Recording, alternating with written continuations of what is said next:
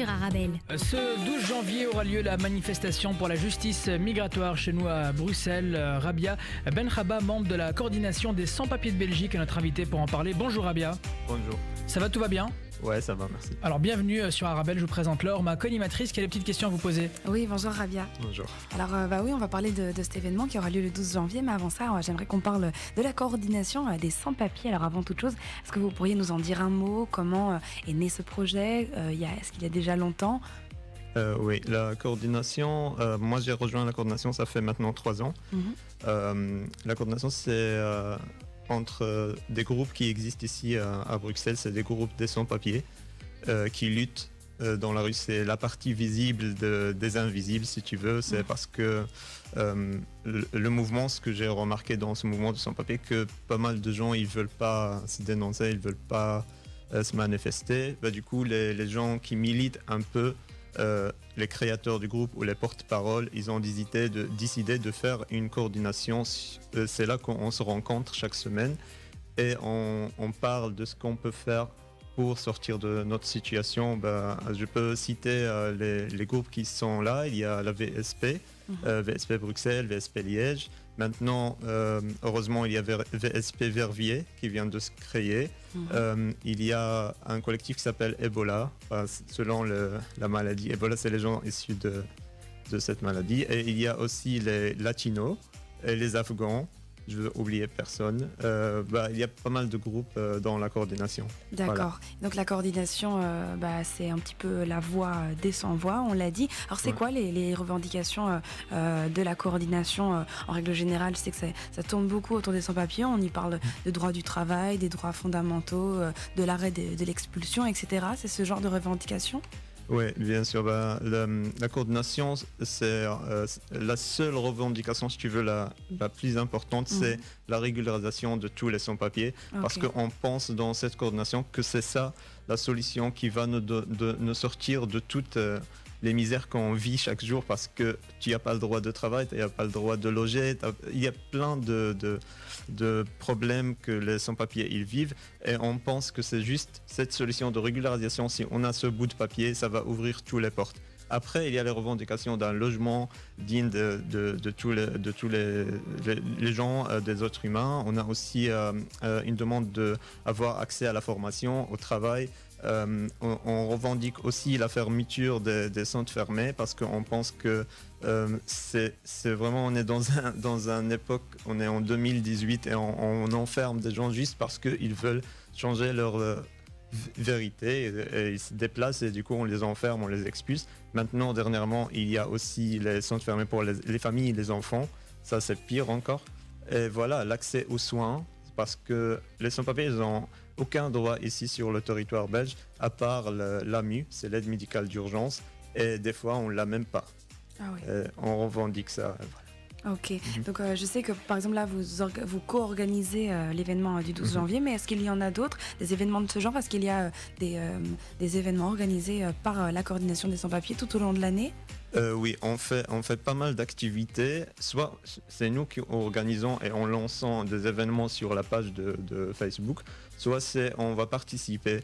Juste par exemple, hier, on a participé avec les syndicats FGTB-CSC dans la journée mondiale sur l'immigration. Et on a participé aussi, on fait maintenant un travail, on rencontre les partis politiques pour dire est-ce qu'ils peuvent lancer cette question sur leur programme.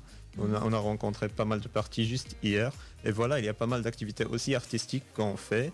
Et je ne veux pas oublier la caravane des sans-papiers qu'on fait aussi avec le CIRE. On a visité pas mal de villes où on rencontre les jeunes ou les ASBL qui travaillent sur cette question d'immigration. Et des fois, on rencontre même dans les communes des bourgmestres qu'on peut poser notre problème et c'est quoi leur vision pour sortir de ce tunnel.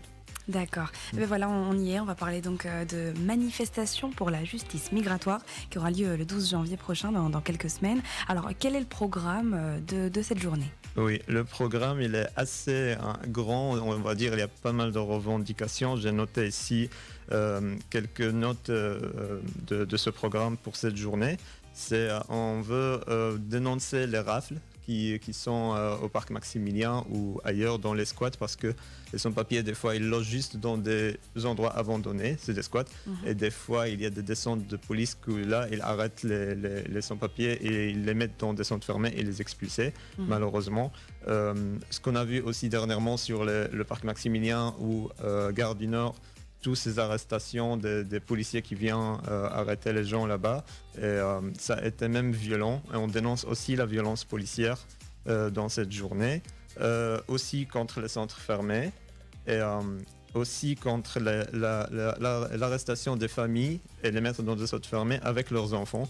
Ça, pour moi, même des fois, quand je prends la parole dans des événements, je dis peut-être, c'est même, on dénonce l'arrestation d'un adulte et le mettre dans un centre fermé, mais maintenant c'est pire, un enfant, pour moi, il ne faut pas le mettre dans un centre fermé parce que tu vas bousiller sa vie. Nous, on peut supporter, même si on dénonce ça, on ne veut pas ça, mais les enfants, s'il vous plaît, non. Il y a une vraie criminalisation en fait des sans-papiers, il faut le dire. Voilà, et c'est donc ça. Ça fait partie aussi de vos revendications, quoi. Oui. Et aussi, on veut dénoncer la criminalisation des citoyens qui aident les migrants en général, parce que dernièrement il y a un délit de solidarité, ce qui est drôle, quoi. Ah oui. Et on a vu le procès des gens qui ont hébergé des migrants du parc Maximilien.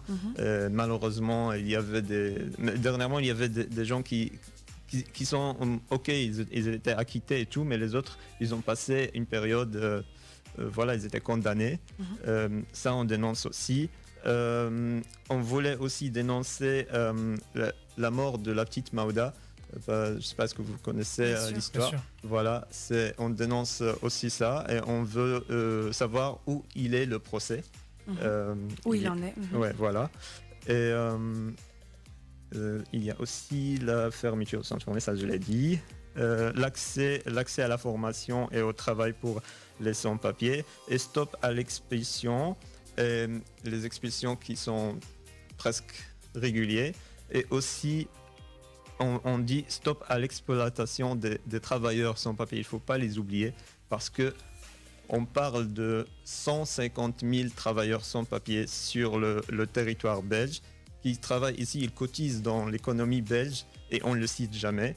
Hier, il y avait vraiment un débat sur ce sujet que j'ai bien aimé. Les gens qui ont parlé, ils disent il y a de l'argent, qu'on profite de présence de ces gens-là et on les paye très mal.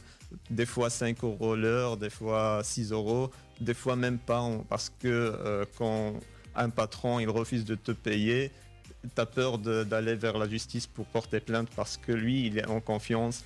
Et voilà, il y a pour moi, il y a une hypocrisie de l'État envers ces gens-là parce que notre présence, il n'est pas invisible pour eux, ils savent qu'on est là. Il y a tous les jours devant le petit château des travailleurs sans papier qui viennent chercher du travail chaque jour. On ne les arrête pas, pour moi c'est pour profiter de leur présence. Et il y a pas mal de capacités, il y a pas mal de gens diplômés dans notre mouvement, pas mal de gens qui parlent 2-3 langues minimum. Et je pense que c'est dommage qu'on n'essaye pas de encadrer ces gens et leur donner ce bout de papier pour commencer une vie. Et c'est une richesse pour le pays, quoi. Et donc si le sujet nous touche, on peut se joindre à vous donc le 12 janvier pour cette manifestation. À 14h, Gare du Nord. À 14h, à la Gare du Nord. Alors sinon, est-ce qu'on peut vous soutenir d'une autre manière? Est-ce que vous avez, je sais pas, des réseaux sociaux? Ou est-ce que vous aimeriez une main tendue pour d'autres choses, pour les auditeurs qui nous écoutent? Oui, je veux lancer un appel que les gens qui nous écoutent maintenant, qu'ils suivent un petit peu les pages. Nous, on a une page Facebook, on n'est pas invisible, on est visible, on fait pas mal de sorties, on fait pas mal d'activités. Il faut s'informer sur la situation parce que des fois on ignore même la présence de ces gens-là. On sait qu'il y a des sans-papiers, mais on ne sait pas vraiment leur vécu. Leur vécu, c'est vraiment dur. Chaque jour, c'est un défi pour un sans-papier parce que dès qu'il sort de chez lui, prendre le tram ou prendre le bus, il a peur d'avoir un contrôleur avec un flic qui va l'arrêter et l'expulser. Sa vie toujours, elle est mise dans la peur. Des fois, on dit on travaille, mais on travaille en peur parce qu'on a peur qu'il y ait un contrôle, quoi. J'espère que les gens, ils soutiennent un petit peu ces gens-là parce que vraiment, on est au bas de l'échelle et on veut vraiment être visible et dire que si on est là, c'est pas par choix des fois, mais par nécessité, et on veut juste changer un quotidien, une vie, et on a besoin du soutien des citoyens belges. Le message est passé à bon entendeur. Un grand merci. Rabia Benrabah, je rappelle que vous faites partie de la coordination des sans-papiers de Belgique et que le rendez-vous est donné le 12 janvier 2019 à 14h du côté de la gare du Nord de Bruxelles pour la manifestation pour la justice migratoire. Rabia, un grand merci d'être passé ici sur Arabelle. Et puis on se voit le 12 janvier. Inch'Allah. Merci. Merci. Vous écoutez de